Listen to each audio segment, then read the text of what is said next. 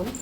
நம்ம இந்த பதிவில் ஸ்ரீவில்லிபுத்தூர் அருகில், அதாவது விருதுநகர் மாவட்டம் ஸ்ரீவில்லிபுத்தூரில் உங்களுக்கு மடவார் வளாகம் அப்படின்னு ஒரு ஊர் இருக்கும். அதாவது ஸ்ரீவில்லிபுத்தூர்லேருந்து ஒரு 3 கிலோமீட்ரு நம்ம போனோம்னா பக்கத்துலேயே தான். நம்ம போனோம் அங்கே ஸ்ரீவில்லிபுத்தூர் ஆண்டாள் கோயிலேருந்து அப்படியே நம்ம போயிடலாம். ஒரு ஷேர் ஆட்டோ பிடிச்சி கூட அந்த மடவர் வளாகத்தில் இருக்கிற வைத்தியநாத சுவாமி சிவகாமி அம்பாள் தாயார் சன்னதி, இவங்களுடைய திருக்கோயிலை பற்றி தான் நம்ம இன்றைக்கி பார்க்க போகிறோம். ஏன்னா சமீபத்தில் தான் இங்கே கும்பாபிஷேகம் நடந்து முடிஞ்சது. அதனால் இந்த திருக்கோயிலுடைய சிறப்புகள் இதை சொல்லும்போது தான் உங்களுக்கு எவ்வளோ சிறப்புகள் இருக்குன்னு தெரியும். இந்த சிறப்புகளை பற்றி சொல்கிறேன். அதுக்கு இந்த கோயிலுக்கு சென்று அதனால் நான் அடைந்த பலனை உங்களுக்கு நான் சொல்கிறேன். அதுக்கப்புறம் வரலாற்று பலன்களை பார்ப்போம். ஏன்னா கண் முன்னே நமக்கு தெரிஞ்ச பலனை பார்ப்போம். எனக்கு ரொம்ப மூட்டு வலி, பயங்கரமான மூட்டு வலி. என்ன பண்ணுறதுன்னு நான் ஃபிசியோதெரபிக்கெல்லாம் போனேன். அந்த மூட்டு வலி சரியே ஆகலை. திடீர்னு மூட்டு வலி, அது ஏதோ வாய் பிடிப்பா, அது என்னென்னா இன்னுமே தெரியல எனக்கு. அந்த மாதிரி சமயத்தில் எங்களுடைய குலதெய்வம் ஸ்ரீவில்லிபுத்தூரில் தான் இருக்குது. அதை நாங்கள் கோயிலுக்கு போய் கும்பிட்டு போகும்போது அங்கே பக்கத்தில் இருக்க சொன்னாங்க, இங்கே தான் அந்த மடவார் வளாகம் இருக்குது, அங்கே வைத்தியநாத சுவாமி கோயில் இருக்குது, என்ன வியாதினாலும் சரி பண்ணுவாருக்கா, நீங்கள் போயிட்டு வாங்கக்கா, ரொம்ப நல்லது சொன்னாங்க பக்கத்தில் இருக்கவங்க. அவங்க சரி சொல்லவுன்னா நான் என்ன பண்ணேன், சரி அப்படின்னு நம்ம போயிட்டு வருவோம், இங்கே தானே இருக்குதுன்னு சொல்கிறாங்க. அப்போ தான் மொதல் போகிறேங்க நான். நல்ல மழை, அது போகின்ற போது நான் அந்த கோயிலுக்கு போகும்போது நல்ல மழை. அந்த மழையில் பிரதோஷம் அன்னைக்கு நான் ஏன்னா குலதெய்வம் கோயிலுக்கு அது பிரதோஷம் அன்றைக்கி தான் சாமி கும்பிட போனோம். சரி சொல்லிட்டாங்கன்னா அங்கேருந்து ஒரு ஷேர் ஆட்டோ பிடிச்சி ஸ்ரீவில்லிபுத்தூர்லேருந்து நேராக வந்தோம். வந்துட்டு நல்ல மழை, உள்ளே போனோம். உள்ளே போயிட்டு அதை கோயிலை பற்றி எதுவுமே தெரியாது, ஒன்றும் வரலாறு தெரியாது, எதுவுமே தெரியாது. அங்கே இருக்க சிவன் காலை சரி பண்ணுவார், வைத்தியநாத பெருமாள் அப்படின்னு அந்த ஒன்று தான் மைண்டில் இருந்துச்சு. சரி நான் அவரை போய் பார்த்துட்டு அப்போது நிறைய அப்போ தான் பிரதோஷம் பண்ணி முடிச்சுட்டாங்க. கிட்டத்தக்க முடிக்கிற நிலமை தான். நிறைய விபூதி திருநூறு நந்தி முன்னாடி வச்சுருந்தாங்க. அப்புறம் நான் எல்லாம் சுற்றிட்டு வேகமாக சுற்றிட்டு, ஏன்னா நான் திருப்பியும் நான் ஊருக்கு திருமணம் இல்லையா, நான் சரின்ட்டு வேகமாக சுற்றிட்டு அந்த கால் நடக்கவே முடியல. அந்த காலை நொண்டியே சுற்றி நடந்து சுற்றி கருவறை சுற்றி வந்துட்டு வேகமாக ஒரு கும்பிட்டுட்டியப்பா, என் கால் சரியாகணுமப்பா அப்படின்னு சொல்லிவிட்டு உண்டியில் ஒரு காணிக்கையை போட்டுட்டு நான் அப்படியே கும்பிட்டுட்டு அவர்கிட்ட தட்டு ஃபுல்லாக விபூதி வச்சுருந்தார். அதை என்ன பண்ண, பெரிய பேப்பர் எடுத்து நிறைய விபூதியை வாங்கிக்கிட்டேன். அங்கேயே கொஞ்சம் என்ன பண்ணேன், அந்த முட்டியில் நல்லா தடவிக்கிட்டேன். அவருடைய மனசில் நினச்சி ஃபுல்லாக முட்டியில் தடவிக்கிட்டு திருப்பி நிறைய விபூதி ஒரு கவரில் எடுத்து வச்சுக்கிட்டு ஆட்டோ வெயிட்டிங்கு, திருப்பியும் ஆட்டோவில் ஏறி நான் வந்துட்டு இங்கே திருப்பியும் பஸ் ஏறி நாங்கள் ஊருக்கு வந்துட்டு அப்புறம் தினமுமே அதை தடவிக்கிட்டு இருந்தேங்க. என்ன அதிசயம் தெரியுமாங்க, எல்லாம் நம்பவே முடியல. அந்த முட்டி வலி போன மாயமே தெரியலங்க. எப்படி வந்துச்சு, ஏன் வந்துச்சு, எதனால் போச்சுன்னு தெரியல. நான் மெட்ராஸில் போய் அதுக்கு ஃபிசியோதெரப்பிலாம் பண்ணேன் 1 வாரம். அப்போ பார்த்துக்கோங்க, அந்த எனக்கு அப்படியே அவ்வளோ சந்தோஷமாயிடுச்சு. அந்த விபூதி கொடுத்த அந்த கவரை கூட நான் இன்னும் வச்சுருக்கேன், வைத்தியநாதர் சுவாமி அந்த கவரு. அவ்வளோ எனக்கு ஒரு சந்தோஷம். இப்போ சமீபத்தில் நான் அங்கே ஸ்ரீவில்லிபுத்தூர் போயிருக்கும். ஸ்ரீவில்லிபுத்தூரில் அன்பர்கள் சொன்னாங்க இந்த மாதிரி கும்பாபிஷேகம்ட்டு. அப்போ தான் நம்ம கண்டிப்பாக இவரை பற்றி நம்ம ஏன்னா அப்போல்லாம் நான் யூடியூப் ஆரம்பிக்கல, இப்போ தான் ஆரம்பிச்சிருக்கேன். அதனால் நம்ம கண்டிப்பாக இவரை பற்றி போடணும். அதாவது நம்ம எப்படி சேவை செய்யலாம், தொண்டு செய்யலான்னு ஒரு கணக்கு இருக்குது சிவ தொண்டு செய்கிறதுல. அதாவது ஒன்று சிவத்தொண்டு இல்லை, எந்த தொண்டு ஆன்மீக தொண்டு பண்ணாலும் ஒன்று வாயால் சொல்லலாம். அதாவது வாயால் இந்த கோயில் நல்லது, இங்கே வாங்க போங்க இங்கே செய்யுங்க அப்படின்னு சொல்லிட்டு இந்த கோயிலை பற்றி புகழதை பற்றி எல்லாருக்கும் சொல்லலாம். அதே மாதிரி இந்த கொடுங்க, டொனேஷன் கொடுங்க, செய்யுங்கன்னு அப்படின்னு பண்ணுறத வாயால் பண்ணுறது. இன்னொன்று உடம்பால் அங்கே உழவார பண்ணி பண்ணுறது. நம்ம திருநாவுக்கரசர் மாதிரி, திலகவதி அம்மையார் மாதிரி உடம்பால் பண்ணுறது. இன்னொன்று நம்ம பணத்தால் பண்ணுறது. இந்த 3 விதமாக நம்ம ஆன்மீக தொண்டு பண்ணலாம். சரி, நம்ம அந்த வாய் இருக்குல்ல, இந்த வாயை வச்சு இந்த யூடியூப்பில் அவரை பற்றி அவர் புகழ சொல்லுவோம் அப்படின்னு தாங்க நான் இன்றைக்கி இந்த பதிவு போடுறேன். எனக்கு ரொம்ப ரொம்ப ரொம்ப சந்தோஷங்க இந்த பதிவு போடுறதுல. இப்போ நம்ம இந்த கோயிலுடைய பெருமையை பற்றி பார்ப்போம். ஏற்கனவே நான் சொன்ன மாதிரி இந்த கோயில் எங்கே இருக்குது, ஸ்ரீவில்லிபுத்தூர், விருதுநகர் மாவட்டம் ஸ்ரீவில்லிபுத்தூர்லேருந்து மடவார் வளாகம் அங்கே போனீங்கன்னா வைத்தியநாதர் பெருமாள் சிவகாமி அம்மாள் தாயார் கோயில் இருக்கும். இந்த கோயிலில் கோயிலுக்கு முன்னாடியே தீர்த்தம் இருக்கும். இந்த தீர்த்தம் ரொம்ப விசேஷம். அகத்தியர் தன் கமண்டத்தில் இருந்து இந்த தீர்த்தத்தை அந்த குளத்தில் கொஞ்சம் சேர்த்தார் அப்படின்ற ஒரு வரலாறு இருக்குது இந்த தீர்த்தம். அதுக்கப்புறம் இங்கே தலை விருஷம்னு சொல்லும்போது வன்னி மரம். சனீஸ்வரனுக்கே உரிய வன்னி மரம். ஸோ சனி தோஷங்கள்லாம் இங்கே நீங்கும். சனி பயிற்சி பற்றி நீங்கள் கவலையே பட தேவையில்லை இந்த கோயிலுக்கு வந்தால். அதுவும் பாருங்கள் எவ்வளோ விசேஷம் பாருங்கள். குளத்தில் அகஸ்தியர் கங்கை ஊற்றிருக்காரு. இங்கே வந்து வன்னி மரம் சனி பகவானுக்கு உரியது. இன்னொன்று இங்கே வந்து பக்கத்தில் தாய் அம்பாள் சன்னதி வந்து பக்கத்தில் இருக்கும்.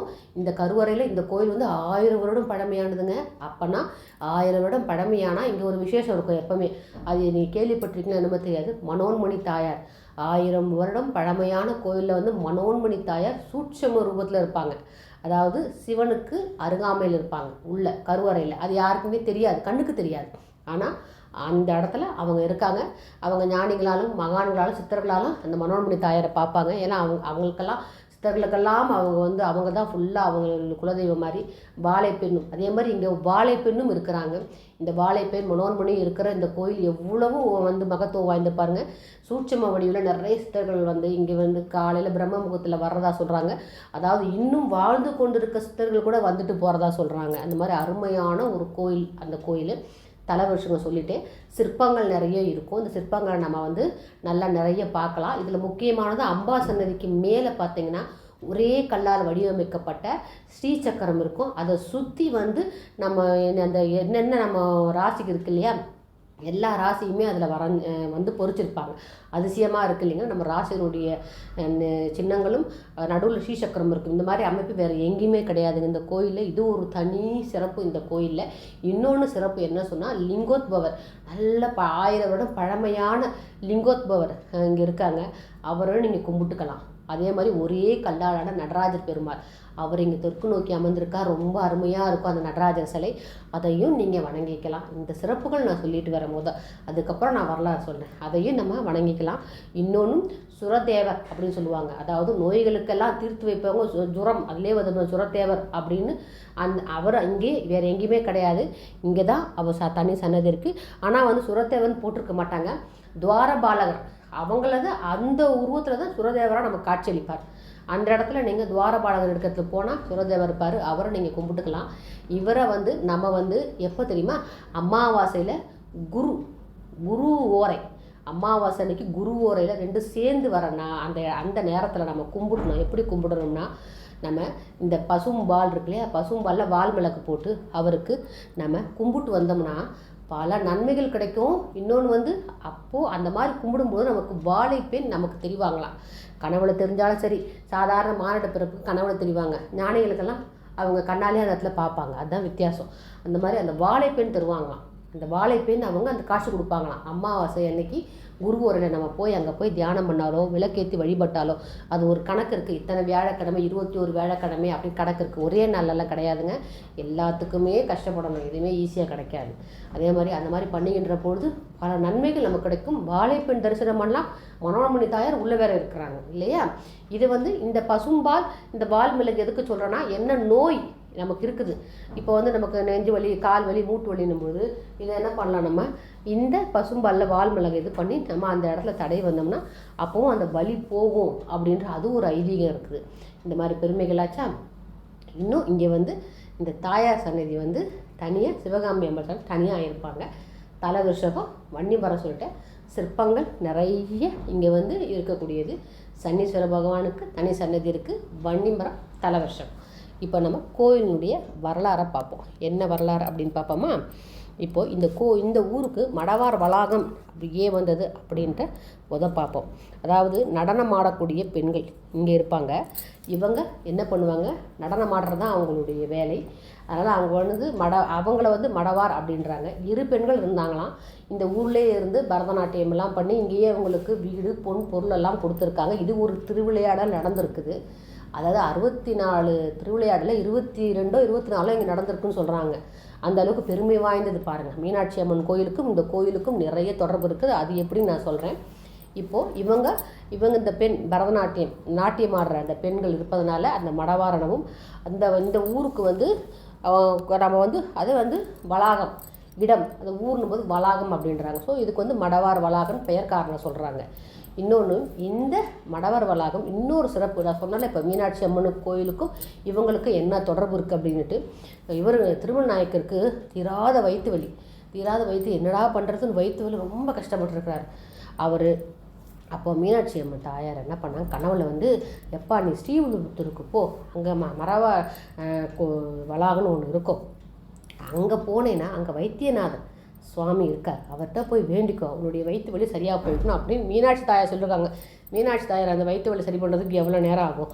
ஆனாலும் அவங்க பாருங்கள், பிற்காலத்தில் நம்ம அப்படியே பரம்பரை தொண்டு தொட்டு வரணும் இல்லையா. ஒரு கோயில்னால் இது, இந்த கோயிலுக்கு போனால் இப்படி இது நமக்கு நல்ல பலன் கிடைக்கும் அப்படின்னு தெரியணும் இல்லையா. பின்னாடி வர சந்ததிகளுக்கு தெரிவிக்கிறதுக்காண்டியே அவங்க வரலாறு பாருங்கள், வரலாறு ரொம்ப முக்கியங்க.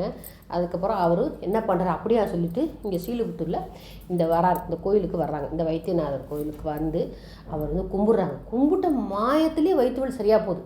அவர் பல்லக்கில் வராரு, அப்போ குதிரையிலையும் வரல, அப்போ இதுலேயும் வரல, பல்லக்கில் தான் அங்கேருந்து வராராம். எங்கே மதுரையில் இருந்து ஸ்ரீவில்லிபுத்தூருக்கு பல்லக்கில் அவர் தூக்கிட்டு வந்திருக்கிறாங்க. இங்கே வந்துட்டு கும்பிட்டோன்னு சரியாக போடணும். அவர் வந்த பல்லக்கு வந்து சந்தன மரத்தால் ஆன பல்லக்கு.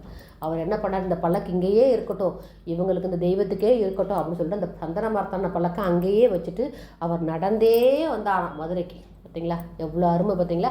அப்படி வருகின்ற பொழுது அவர் என்ன பண்ண, நமக்கு இங்கே வந்து உடம்பு சரியாக போச்சு, வயிற்று சரியாக போச்சு.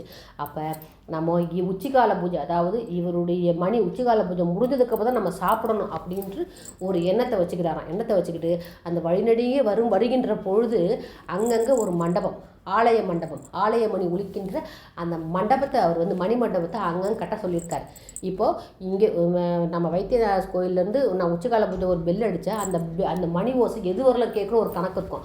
அது அந்த ஓசை முடிகிற இடத்துல ஒரு மண்டபம் கட்ட வேண்டியதா.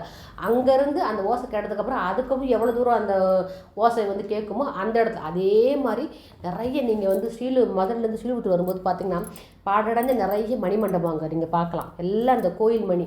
சில பேர் சில இடத்துல அதை கொஞ்சம் ஓரளவுக்கு பராமரித்து இந்த பாத யாத்திரைலாம் அங்கே உட்காந்து உறங்குறதுக்கெலாம் அதை இருக்கிறாங்க. சில இடத்துல வள்ளலார் படம்லாம் வச்சு வள்ளலார் ஞான சபைன்னு கூட அங்கே வச்சுருப்பாங்க ஃபோட்டோ. நான் பார்த்துருக்கேன், நான் வரும்போது நிறைய பார்த்துருக்கேன். சிலதெல்லாம் ஓரளவுக்கு இன்னும் கூட அதை பாதுகாக்கிறாங்க. சிலது ரொம்ப சிதறமடைஞ்சு மரமெல்லாம் வளர்ந்துருக்கும். நீங்கள் அடுத்த வாட்டி போனால் கண்டிப்பாக பாருங்கள். அந்த மாதிரி அவர் நிறைய மணிமண்டபத்தை கட்டி அந்த மணி ஓசை மண்டபத்தை கட்டி அந்த ஓசை வந்து அவருக்கு மதுரையில் கேட்டதுக்கப்புறம் தான் உச்சிக்காலம் முடிஞ்சதுக்கப்புறம் சாப்பிடுவாராம் திருமணநாயக்கர். பார்த்தீங்களா எவ்வளோ அருமை பார்த்தீங்களா. இது ஒரு சிறப்பு வாய்ந்தது. இன்னொன்று, இந்த வழியாக கேரளாவிலேருந்து இந்த வழியாக தான் மதுரைக்கு வருவாங்க. மதுரைக்கு வருகின்ற போது கேரள வணிகர்கள் இருக்காங்க பாருங்கள். கேரள வணிகர் என்ன பண்ணாங்க, முத்து பவளம் வைடூரியம் எல்லாம் கொண்டு வருவாங்க. ஆனால் அப்போல்லாம் அங்கங்கே வீரர்களும் சுங்கசாவடி மாதிரி வச்சுருப்பாங்களே, அவங்ககிட்ட ஏமாற்றி இதெல்லாம் ஒன்றுமே இல்லை எல்லாம் மிளகு தான் சொல்லிட்டு ஏமாற்றி என்ன பண்ணிடுறாங்க, இந்த இடத்துல இந்த இடத்துல இந்த கோவில் இருக்கிற இடத்துல இருக்கிற அந்த சாவடியில் அவங்க ஏமாற்றிட்டு அப்படியே மதுரைக்கு வந்துடுறாங்க. வந்து பார்த்து திறந்து பார்த்தா உள்ளே பார்த்தா உப்பு மிளகு தான் இருக்கும். அச்சோ நம்ம அங்கே போய் சொன்ன காரணத்தை இப்படி ஆயிடுச்சுட்டு ரொம்ப வருந்தி திருப்பி இங்கே வர முடியாதுல்ல. அப்போல்லாம் கால்நடையாக போகிறது வர்றது தானே, நினச்ச மாதிரி பஸ்ஸில் காரெல்லாம் போக முடியாதுல்ல. போய் மீனாட்சி அம்மன் கோயிலில் போய் அம்மா நான் பண்ண தப்பு தான், இந்த மாதிரி ஆயிடுச்சுன்னு ரொம்ப வருந்தி அவங்க கேட்டிருக்காங்க. அப்போ அவங்க சொல்கிறாங்க, நீ எங்கே போய் சொன்னியோ அங்கேயே வைத்தியநாத சாமிக்கிட்டே போய் வேண்டிக்கோ, பழைய மாதிரி உனக்கு கிடக்குன்னு சொல்லிட்டு அந்த அம்மா சொல்கிறாங்களாம். அதுக்கப்புறம் கணவர் சொன்னதுக்கப்புறம் இவங்க திருப்பியும் நடந்தே இங்கே வந்து இவர்கிட்ட வேண்டினதுக்கப்புறம் திருப்பியும் அவருடைய பொருளெல்லாம் பழைய மாதிரி கிடச்சிச்சு அப்படின்னு சொல்லிட்டு ஒரு வரலாறும் இந்த இடத்துல இருக்குது. இன்னொன்று வந்து இந்த கோயிலினுடைய இங்கே உடம்பெல்லாம் சரியாகும் இங்கே வந்து அப்படின்ற அந்த ஒரு நிகழ்ச்சியை வந்து நடத்துனது சொன்னால், அந்த ஊர்லேயே பிறந்து வளர்ந்த ஒரு பெண் இருப்பா, சிவபக்தி. திருமணம் ஆனதுலேருந்தும் சரி குழந்தை பருவத்துலேருந்து சிவன் கோயிலுக்கு வந்து போய்கிட்டே இருப்பாள். சும்மா எல்லாருக்கும் வந்து கடவுள் காட்சி கொடுக்க மாட்டார் இல்லையா. இருந்தாலும் ஒரு பின்னாடி ஒரு நல்ல ஒரு திடமான ஒரு வரலாறு இருக்கணும், திடமான ஒரு நம்பிக்கை இருக்கணும். இந்த அம்மா அப்படித்தான். அதே மாதிரி திருமணம் ஆகிட்டு இவங்க வந்து கருவிடும் போதும் சிவபெருமானை வேண்டிக்கிட்டு தான் குழந்தை பேர் பெற்றிருக்கிறாங்க. அது மாதிரி பேருக்காலம் வருகின்ற பொழுது அவங்க தாய் வருவாங்கன்னு எதிர்பார்க்குறாங்க. தாய் வர தாமதம் ஆயிடுச்சு. அப்போது இவங்க என்ன பண்ணுறாங்க, இவங்களே நடந்து போகிறாங்க தாயை நோக்கி. நாமளே போவோம் அம்மா கிட்ட அப்படின்னு போகிற வழியிலேயே பாதி வழியிலேயே அவங்களுக்கு வலி வந்துடுது, பிரசவ வலி. ஐயோ பிரசவ வலி வந்துட்டு அப்படியே துடிச்சு போய் மயக்கமாக அடைஞ்சிடுறாங்க. எப்பா சிவனே வைத்தியநாதரே நீ தான் என்னை காப்பாற்றணும்னு சொல்லிட்டு மயக்கமாயிடுறாங்க. அப்போது சிவபெருமானே அவங்க தாய் உருவத்தில் வந்து அவங்களுக்கு பிரசவம் பார்த்ததா ஒரு வரலாறு சொல்கிறாங்க இந்த ஊரில் இது. அப்போது இந்த அம்மா பிரசவம் பார்த்து முடிஞ்சதுக்கப்புறம் மயக்கம் தெளிஞ்சு அவங்க பார்த்தா எதிர்த்தாப்புல இவர் வந்து இருக்கிறாரு. ஆனால் வந்து அவர் என்ன பண்ணுறாரு, அந்த அம்மா பார்க்கும்பொழுது அவர் அந்த அம்மாவுக்கு எப்படி காட்சி கொடுக்குறான், தன் மனைவியோடு சிவகாமி அம்மையாரோடு காட்சி ரிஷப வாகனத்தில் மேலே அப்படியே காட்சி கொடுக்குறான். அந்த அம்மாவுக்கு எப்படி இருக்கும் பாருங்கள். காட்சி கொடுத்து உடனே என்ன பண்ண, தன்னுடைய கை விரலால் நகத்தால் அந்த தரையில் அப்படி சீவுறாராம். தடவுனா அதுலேருந்து அப்படி தண்ணியாக ஊற்றுதான். அந்த தண்ணியை ஒரு சொம்பில் பிடிச்சி கொடுக்குறாங்க குடிமான்ட்டு தீர்த்தம். அந்த மாதிரி அப்படியே வாங்கி குடிக்கிறாங்களாம் அந்த மருந்தை. அது தீர்த்தம் இல்லை, அந்த மருந்தை. அப்போ அவர் சொல்கிறாராம், இந்த மாதிரி இந்த கோயிலுக்கு வந்து இந்த தீர்த்தத்தில் நீங்கள் குளிச்சுட்டு நீங்கள் வந்து என்னை வழிபட்டால் எல்லா சகல வியாதிகளும் நீங்கும் அப்படின்னு அந்த அம்மாட்ட சொல்லிவிட்டு அவங்க மறைஞ்சிடுறாங்களாம். இது ஒரு வரலாறு சொல்லுவாங்க. எவ்வளோ அருமையானது பாருங்கள் இந்த ஊருக்கு வரலாறு. நம்ம இந்த மாதிரி சிறப்பு வாய்ந்த இந்த ஸ்ரீவில்லிபுத்தூரில் இருக்கிற இந்த மடவார் வளாகம் கோயிலுக்கு கண்டிப்பாக போகணுங்க. இப்போ தான் கும்பாபிஷேகம் நடந்திருக்கு. எப்படியும் அந்த பக்கம் போக உங்களுக்கு சான்ஸ் கிடச்சா கண்டிப்பாக நீங்கள் போயிட்டு வாங்க. அது இன்னொன்று சிறப்பு நான் உங்களுக்கு சொல்லலை. அதாவது புரட்டாசி, ஒவ்வொரு வருஷம் புரட்டாசி 1 பங்குனி 1 அந்த 2 நாளில் சூரியனுடைய கதிர்கள் அந்த மூலவராகிய வைத்தியநாத சுவாமி மீது அப்படியே விழுங்க. அது ரொம்ப அருமை இல்லைங்க. அது அந்த 2 நாள் விழும். கண்டிப்பாக நீங்கள் அந்த மாதிரி சமயத்தில் கூட நீங்கள் போய் பார்க்கலாம். இன்னொன்று வந்து இங்கே வந்து எப்போவுமே திதி கொடுப்பாங்க. திதி கொடுத்தா ரொம்ப நல்லது, மோட்சத்துக்கு போவாங்க அப்படின்னு ஒரு நம்பிக்கை இருக்குது. அதனால் புரட்டாசி மாதத்தில் இங்கே வந்து திதி கொடுக்கறது ரொம்ப ரொம்ப ரொம்ப விசேஷங்க. புரட்டாசின்னும் போது பெருமாளுக்கு, ஆனால் கொடுக்கறது வந்து சிவன் கோயிலில் பாருங்கள் எப்படி சைவமும் அரியும் சிவனும் ஒன்றுன்ற கணக்கு கொண்டு வராங்க பார்த்தீங்களா. நிறைய இங்கே வந்து சிறப்புகள் வாய்ந்த இந்த ஊருங்க. அதனால் கண்டிப்பாக நீங்கள் வந்து இங்கே வந்தீங்கன்னா இந்த ஊரை வந்து பார்த்துட்டு இந்த கோயிலையும் பார்த்துட்டு போங்க. அதே மாதிரி இங்கே வந்து காலபைரவர் ரொம்ப சிறப்பு. கண்டிப்பாக நீங்கள் ஸ்ரீவில்லிபுத்தூருக்கு வாங்க. மடவார் வளாகத்தில் இருக்க வைத்தியநாத சுவாமியை தரிசனம் பண்ணுங்கள். விபூதி நிறைய வாங்கிட்டு போங்க. அவரை நினச்சி கும்பிடுங்க. தீராத வியாதி கூட தீரும். நம்ம வந்து சரணாகதி அடையணும். அந்த உள்ளன்போடு ஆத்மாத்மா பண்ணும்போது எல்லாமே சரியாயிடும். விபூதி வாங்கிட்டு வாங்க. அப்புறம் பூசலார் மாதிரி மனசுக்குள்ள நினச்சிக்கிட்டே அவர் நினச்சி அதை தடவுங்க. ரொம்ப நல்லதே நடக்குங்க. இந்த மாதிரி என்னுடைய அனுபவத்தை நான் இந்த பதிவில் நான் பகிர்ந்ததுக்கு எனக்கு ரொம்ப சந்தோஷம். அனைவருக்குமே என்னுடைய நன்றி கடனை நான் தெரிவிச்சுக்கிறேன். அது மாதிரி இது மாதிரி நல்ல விஷயங்களை நம்ம கேட்போம், நல்ல விஷயங்களை நம்ம பார்ப்போம், நல்லதே நடக்குங்க. நன்றி, வணக்கம்.